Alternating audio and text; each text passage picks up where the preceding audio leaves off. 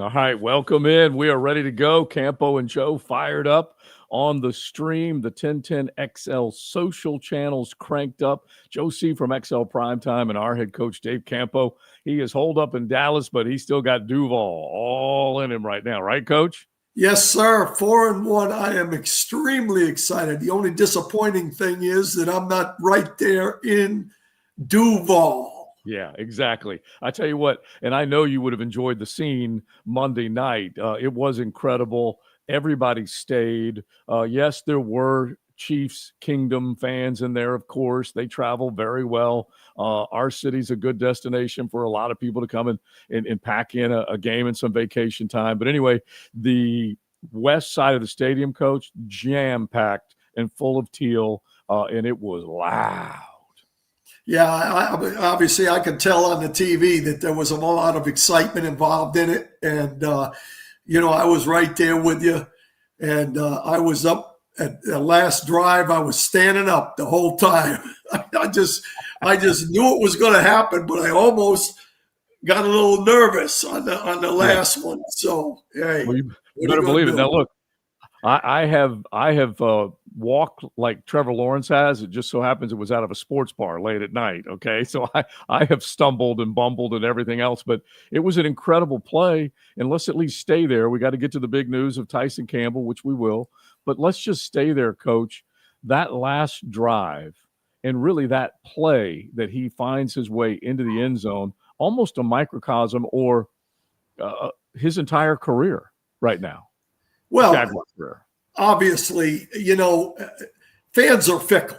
That. And us media guys are fickle to a certain extent. Yeah. If it had to happen, there would have been an outcry.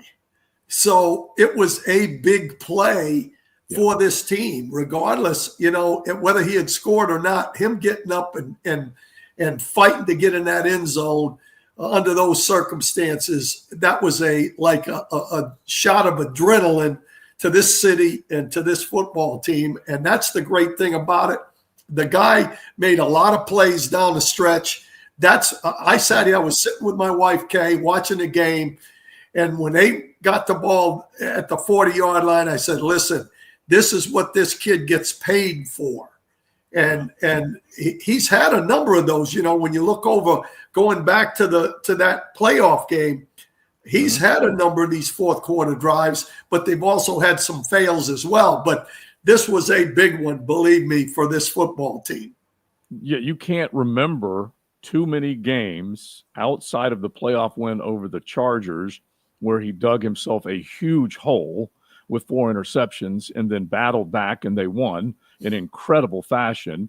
And so between then and now, I don't think there are too many games where you said 16 won us that football game. Right. And we always talk about it, Coach, on XLP, that are you going to win in spite of him or are you going to win because of him? And I do believe defense we definitely need to get to, but Trevor owns a big chunk of that win. Yeah, no question about it. I mean, I think Trevor is who he is. I think he's getting better. I think he's made really quicker decisions on, number one, the ability to run the football when nothing is there. But he's been able to step up. And that is a huge factor because all those runs that he made were all stepping up, hole opens up, take off. That's, to me, is a big part of it. But you add that with the fact that I think he's making quicker decisions in the passing game. He made probably his best throw of the season in that last drive to BTJ. And, and listen, that ball he threw to was it Diami, was it, that got the out? I mean, that was a frozen rope. And a big throw at that time. And I was just happy that he was able to make key throws in a key situation. And the other thing that I think we would both be in this camp, and I certainly know I've been harping on the idea of him taking off and running. And I joked with the guys, it's like Eddie Murphy in Trading Places when he was faking that he didn't have any legs. And the police picked him up and his legs dropped. And he goes, I have legs. I have legs. And Trevor finally figured out what it feels like to be, because he's done it before. We both know that. He is a dynamic runner when he decides to take off. Yeah, and he just needs to learn how to slide. Now, the ones that he didn't slide, he at least went down to where he got the first down. So that, listen, the guy's improving. I love the way they're operating. I mean, there's a lot of positives going on with this football team. It's early, but this team to me, and I've said it right along now, this team to me is a little different. I'm not saying that they're going to win the Super Bowl, or we don't know what's going to happen between now and then. Right. But there's just something about this team that's a little different than what we've seen in the last 2 or 3 seasons. And, that is an improvement. That's the direction we're going, in my opinion. All right, so we're going to keep talking about this game. There's no doubt about it. That's top of mind for everybody, all of Duval and beyond. And we're on the social stream with 1010XL on the YouTube page and everywhere else. If you guys are finding us, jump in, throw a comment our way. Let's get to the biggest news of the day. It happened last night. And honestly, Coach, what I call him Jimmy Gladstones and Harry Potter, what he is doing right now is he is waving that wand and he's making things happen. And he ships Tyson Campbell out of town to Cleveland, another deal with the Cleveland Browns. And I'll go through some of the numbers, but the most important thing is he was not doing enough on the football field, correct? And they made a decision to move him. Yeah, here's how I look at that trade. First of all, I was never really huge on Tyson Campbell. Mm-hmm. There were too many inconsistencies in his game. You look over the years, he doesn't have a lot of pass deflections. He's a really good run defender. He does a pretty good job staying even with people, right, in the passing game. But he's a big play waiting to happen in a lot of situations. Now, when you look at Newsome now, he's had couple big years. He had a down year last year, but he has what they look for, and that's versatility. He can play inside and outside. That's a plus. I think he's better outside. But if you just look at the player for player, I think it's a wash. I think that Newsome has a little bit better feel in zone coverage. He's a better ball, hawk kind of a guy. So I think that helps us in some ways. But the real thing in this trade is that we got financially, we won that one big time because it opens up the cap space. They have to assume some of his contract, which is a 4-year still deal. We're not married to Newsome, but we get more cap space. So to me, that's a huge win from that standpoint alone. And that's really what these guys are all about. They're looking for guys that can, some of these guys are not going to be around. You need to get the guys, and listen, they don't stand pat. There's no question about it, as you said earlier. It's crazy, Coach, because even with the deal, and both of them came in at the same time. One got a new deal, the other one's playing on a 5th-year option, and the money's the money, and it really is the most important thing in this particular deal. But Jimmy Gladstone's not sitting back and saying, hey, man, my hands are tied. I can't do this. I can't do that. Hell no, he ain't doing any of that. He is getting rid of what was old and too expensive and not worth it. And he's going and acquiring opportunities in the future. So here's what I put on X, Coach. Jimmy Gladstone's, I like to call him, greater than Trent Baalke. If you take a look at what he has dispatched in free agents and in draft picks, all right, gone, free agents, Ingram, Darby, Duvernay, Kirk, Gabe Davis, Savage, Sheriff, draft picks that are gone, Campbell, Tank, Cisco, Fortner, Muma, Prince, Lacey, Jefferson, on and on and on. And it is a recarving of a franchise. Forensic is how I described it. Yeah, absolutely. And you're absolutely right. They like their ability to pick players, and they like their ability to know what this football team is going to look like and wants them to look like. And those are the guys that they're bringing in, and they are not going to stand pat. And anytime you can trade a guy and make financial decision and not put a hole in the position that you are leaving, That's a great move. For Right. example, Bigsby, they felt that Tootin filled that hole. Okay, great. Get him out. With this guy, with Campbell, you bring in Newsome. The hole is filled. So in my mind, they're doing a great job. And time will tell, but they've already improved the football team. There's no question in my mind. Yeah, it's great. All right, let me give you a couple things. And I haven't watched a whole hell of a lot of Greg Newsome. You and I probably talked about him going back to the Tyson Campbell draft. He flashed for me at times. I liked him. There's nothing great about him, but at the same time, there's nothing great about what Tyson Campbell has done. So Correct. Here are the numbers. All right? And this is from one of the publications. Newsome, the Browns, his tenure wraps up with the Browns, starting 47 of 59 games, 178 tackles, just 3 interceptions, 37 passes defensed. More consistent in that zone play that you definitely want to get to versus man for Tyson Campbell. All right, far more consistent as far as defending against the run and so on. Newsome targeted 26 times this year, allowed 16 receptions, 230 yards, no touchdowns. Now, you know as well as I do, Coach, you can already think of at least two plays that Tyson Campbell was 100% toast against T. Higgins and against Nico Collins. And so he's not been nearly as successful in terms of passes defensed. No, there's no question. And when you look at their yards per reception, I think Campbell's over 16 when you look at it, the deal. And Newsome's down around 12, 11 or 12, something like that. Yeah. I've watched the kid. I mean, I'm not saying that this is a huge upside. I'm saying that, though, with the zone concept that Campanile is using, I think his eyes are better than Campbell's. And I think over the time of his career, the numbers of deflections of footballs over that time, Newsome would be ahead, which to me says he's got good eyes. He knows where the football is. He might not have a lot of interceptions, but he's around the football, and he's not giving up the big plays, the inconsistency that Campbell has. So I want to be, with the people out there, this is not like getting great over good.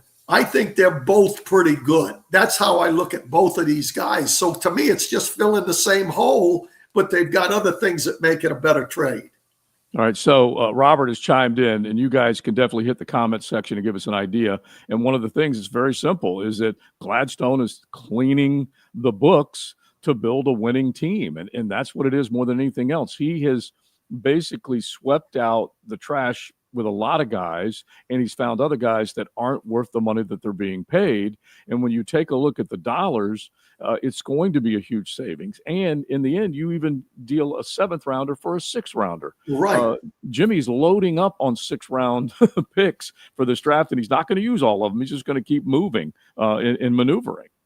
Absolutely. Again, I think this group understands how to do it. I feel comfortable with all the triumvirate. I think Cohen and Baselli, obviously, the three of them are doing this thing. It's not just Jimmy Gladstone, as you like to call him, but it's a combination of guys. And to me, I think they know what they're doing. And I felt that way when they started talking about the fact that young guys are going to play. How about Monheim? Yeah. Monheim came in at center. It was like it was no brainer, no problem.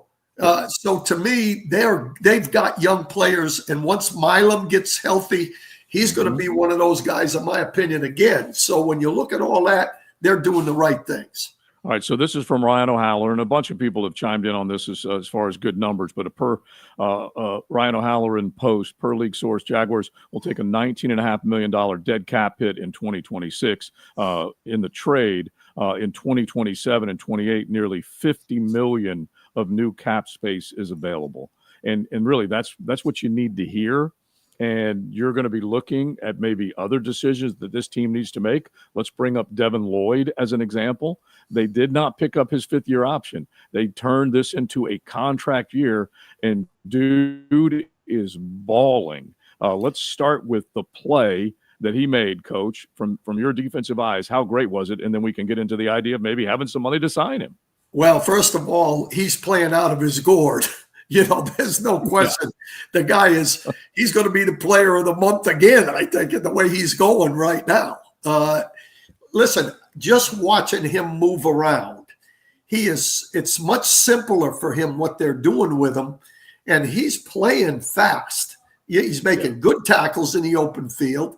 He's got a number of interceptions. He's been around the football all the time. So to me, that was the best thing the Jaguars ever did, was not picking up his contract, his fifth-year option, in my opinion. But they also got him down weight-wise to where he should be and has been.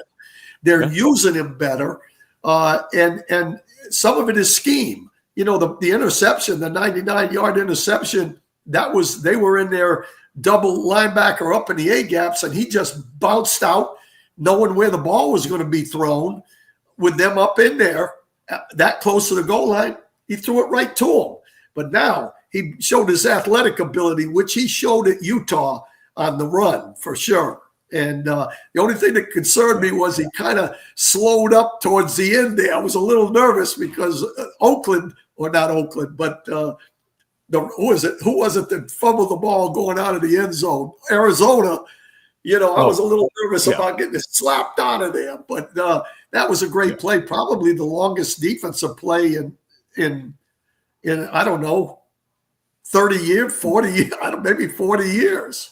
Well, it's one of the ones in Jaguar history that will live in lore, especially with who it was against, the stage it was on, Monday Night Football. And just to go back, two things struck me, Coach, which you and I talk about a bunch, is you need to have resiliency in a football team. You need to be willing to battle back. You're going to face adversity. You need to have an answer for it. And this team hadn't answered the bell very often last year. They would get out-punched, out-slugged, out-hustled, the whole thing. Well, Trevor tries to jump over the top. Ball gets popped out. It's ruled a turnover. And basically two big 30-yard plays from the Chiefs, and they're in the red zone. And then Mahomes just saunters in from 15 yards out and scores. That's a 14-point swing. Well, in this particular sequence, Kansas City's driving and about to go up with a bigger margin, and there's a 14-point swing for the good guys. Absolutely. And really turnovers, this team, I think, is leading the league in turnovers. Yeah. That's a huge advantage. If you look at one stat, if you win the turnover battle, if you win it by one, there's a percentage up there that you're going to win maybe 60 or 70, whatever. I don't know the exact statistics, but when you go by 2, 3, or 4, it goes way up. So if we continue to do that defensively, we're going to win a lot of football games, no question about it. Well, they now have 14 takeaways and 10 interceptions, and both of them are tops in the National Football League. Right. And opportunistic. And I do go back to what you said earlier, not having to think as much, playing free, which is basically what Devin Lloyd is doing now, and he never was doing it before. Yeah, and again, I put that on the coaches. You better believe it. I had a number of conversations, even 2 weeks ago, with Campanile, and I love the way he's operating. And you talk about, now that wasn't a clean football. That was a heck of a football game, and the defense gave up some stuff. Okay, but at the same time, what happens in the fourth quarter is all about energy. If you have energy and confidence, that's how you win in the fourth quarter. In this league, it's a fourth quarter league. That's what they bring to the table, in my opinion. They're not. To me, he blitzes when it has to be done. It's a gut feeling. I guarantee you. When you have to come and when you don't. And I think he's put guys into positions where they know what they're doing, and that to me is a big key. All right. Hopefully you can appreciate this and see this, but this is what Kansas City was a season ago in one-score games. They were 11-0. and now they're 0-3 in one-score games. This team was 3-10 in one-score games last year. Now look what they're doing. They're winning one-score games. You can obviously point to Cincinnati. They'd love to have that bad boy back, and they could be even better. And by the way, I don't want to cut you off, but that was ridiculous. I'm telling you right now, we should be 5-0, not 4-1. I'm telling you. I mean, that official blew that. He never should have made that call. Even if it was close, he shouldn't have made that call. Well, no question about it. The biggest part of it is that if we go back to that play, Travis Hunter was turning his head and had turned around, and the ball was not catchable, both. Yeah, and you see all kinds of hand fighting in this league that doesn't get called. It's hand fighting. That the receivers are trying to push you off as much as you're trying to get them off their route. So, but anyway, not to go back, I want to look forward. So I think we're doing a lot of good things on both sides of the ball. All right, so let's at least spend the last few minutes on a couple of important things here, because you have to take a 4-1 record right now. You're tied atop the AFC South. You can't blow it against the Seattle Seahawks team. Now, let's make this very clear. This is not an easy, quote, winnable ball game before you ever even put on your cleats. This is a damn good team that's coming in here, and another fist fight that they're going to find themselves in. Absolutely. And I think two things about this football game. Number one, this might be a tougher game than the Monday night game. Number one, because how is this team going to handle success? Not every team handles success, okay? This team they're playing is a contender. Yeah. There's no question about it. They are a contender. They're 3-2, but they are a contender. And listen, this quarterback that's coming in here, you talk about resurrecting a career. He and the guy at Tampa Bay, those two guys are perfect examples of how you can do it. And he is really, the way he's playing, he's getting real close to elite. I mean, the guy's got 73% completion percentage, 240 yards a game, 9 touchdowns, 3 interceptions, which is the margin that you want. Listen, that guy is and their running game, from the run, Walker's averaging 4.9 yards a carry. So offensively, they're pretty good. Their weakness is pass protection. They're getting a lot of pressures on him. Now he's responding, but he is capable of turning the ball over, which I've seen him in the past do that when there's pressure on him. The defensive side of the ball, going into the last ball game, they were tops in a lot of areas. I think they were 8th in total defense, and run defense was real good, but they're banged up in the secondary. And that, to me, is their Achilles heel right now. We should be able to throw the ball. All of their corners have been injured. We don't even know if any of those guys are going to play or if all of them are going to play. Yeah. So for us going into this game, we've still got to stick with the run. They're a great run defense team, but we've got to be able to throw the ball. And actually, both of their edge rushers have been banged up as well. So to me, it's going to be a dogfight, and how we handle success is going to be a big part of it. All right, and so I don't know whether we're going to see Jackson Smith and Jigba going up against Greg Newsome, but that might be it. That may be a big matchup in this game. Here's Jeff, one of our guys viewing and watching the stream right now, and talking about Tyson Campbell. Campbell's biggest issue was getting his head around.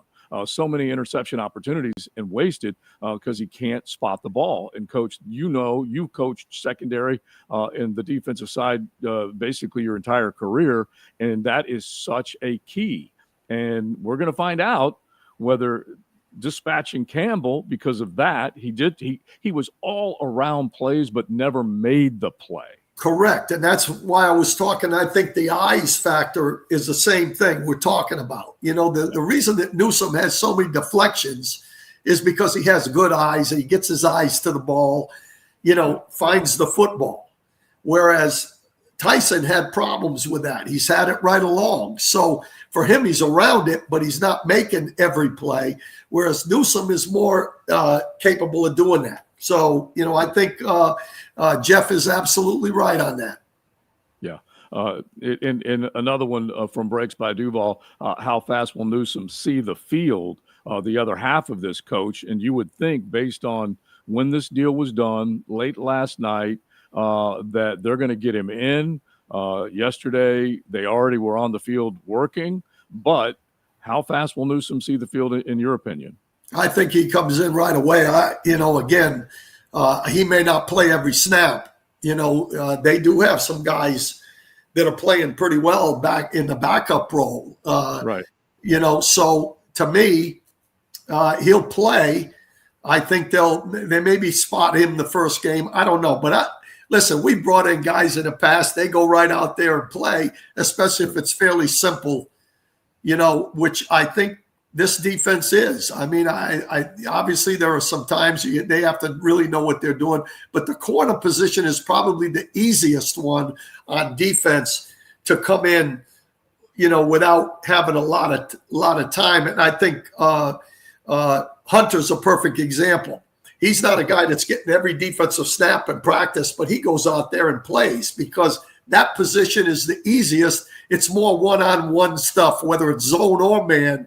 They just have to know if they're supposed to roll up and play a two-deep zone or whether they're playing off and playing zone or man, whatever it is. It's not really that difficult. Okay, I like that. I like hearing that from you, and explain it a little bit more, because when you're talking about zone coverage, they can have their eyes on the quarterback, which should help them against Sammy Darnold with some of the new numbers you just threw out. But Breaks is saying, I noticed that they have a bunch of versatile cornerbacks that can all play inside and out. And so we're going to see what they do with Jari, and we're going to see what they do with Jordan. Right now, Jordan becomes the leader of that cornerback group because of the way that he's played. And another thing that you might see, and again, listen, we're on the outside looking in. We don't know exactly what they're going to do, but they've been playing Jordan on base downs outside and then bringing him into nickel on third down, right? Well, if Newsome's decent against the run, so we might see Jordan back, maybe number 30. Maybe he's Monteric Brown. He looked pretty good when he's been in there. So made a big play the other night. Yeah, they have some versatility there to where maybe Jordan just plays nickel. That's what he plays, and he'll be a better player just for that alone. So they have the versatility. Newsome's played inside, but that's been in my opinion, his negative. He's not as good in there as he is outside. So they have a lot of options, just like the young man said that just came in. They have some versatility, and they like versatility. All right. So great comments and questions. We appreciate it. That's for sure. When you're taking a look at what this team can and can't do against the Seattle Seahawks coming up, and now that Greg Newsome is part of it. I want to get to one other thing, Coach, as far as Trevor is concerned. And like you said, that defense that they're bringing in, Mike McDonald, that's the side of the ball he pays the most attention to as well. They're going to come in hungry after losing to Baker the way they did. So here are the numbers as far as Trevor Lawrence is concerned. I believe he grew up big time Monday night. Let's see if it happens. But according to these next-gen stats, passer rating rank is 29th. EPA, pass per pass attempt, ranks 30th. And that's better than only the guys that are either sitting on the bench or got traded, or Cam Ward, the Flaccos, the Brownings, those types of guys. Lawrence's completion percentage, as far as what they expected, 5.5 points worse. And he's got a league-high 14 drops. And so there's some things, there's no question that he has to clean up. But I think he learned a hell of a lot about himself the other night. Yeah, I agree. Obviously, he's not, at this point, one of the top guys. Let me say something what the top guys are. The guys that win. They find a way to win. Yeah. That's the top guys, as far as I'm concerned. I don't care, Now, if you're turning the ball over all the time and doing those kind of things, that's different. that's what makes you not one of the top guys, in my opinion. So to me, the drops have really hurt his percentage. I don't go with those percent. I don't go with that 30, 29, all that baloney. All I know is, can the guy, orchestrate the team? Is he a leader? Can he win? And I think Trevor's on that road. Yeah, I'll give you one thing that jumped out at me the other night, and I think it's hugely important. And then we'll get ready for this next game coming up. But when he made 2 scramble runs of 16 and 14 yards to move the chains, they were massive. And he needed it. They did it. They were successful. They kept the drive going. And then to finish that drive, he throws a dart to Parker Washington away from the defender on the boundary side. Only guy that's going to be able to catch it is Parker Washington. And he delivered it accurately, Coach, which is what Liam wanted. Put the ball on the numbers. Absolutely. And to me, the guy's made improvement. Now, again, statistics are for losers. Okay. That's my opinion. To me, you either watch the guy, he's either making improvement or he's not. That's a coach, in my opinion. Yeah. He's making improvement. So I think he has guys around him. Obviously, the guys that have been catching the ball in this last ball game, keep catching them. That's all we got to do, because he'll get the ball around them. They need to catch it. That's all there is to it. And to me, I think the other improvement on this football team is in the offensive line. I thought they played great. And to me, as long as they keep him upright, we're going to win football games. And when we run the ball, stay with it. They weren't running that good in the first half. They stayed with it. Keep the balance on the football team, and we've got a great shot. And Trevor will execute if we keep the game balanced. All right, listen, we got to hustle out of here, but we will have you on XL Primetime tomorrow, breaking it down a little bit more. One of our viewers said this is great, getting Coach Camp's takes, loves it 100%, fire, check mark, all that stuff. So, Coach, they love when you bring the sauce, as you do on Campo and Joe. So, good stuff as always. We appreciate you guys watching. Coach, we'll talk to you tomorrow on XL Primetime and give us a little more intel, right? Absolutely. I wish I was right there. I really do. But this is a second. This is a good second right here. And really, I appreciate the fans. I just hope the fans are fired up. I hope it's a full house this weekend as well. That's what needs to happen with this city. And I think the city's there right now. Yeah, they are fired up, and let's just keep it rolling at the bank. All right, people, we enjoyed it. Campo and Joe, if anybody tuned in a little bit later, you can go back and watch the whole thing. We say thanks to Yoda, young Jacob, for making sure that we were on the stream, ready to go. We'll be back next Thursday with another Campo and Joe, and like we said, Coach is on XLP tomorrow. So have a great day, fellas.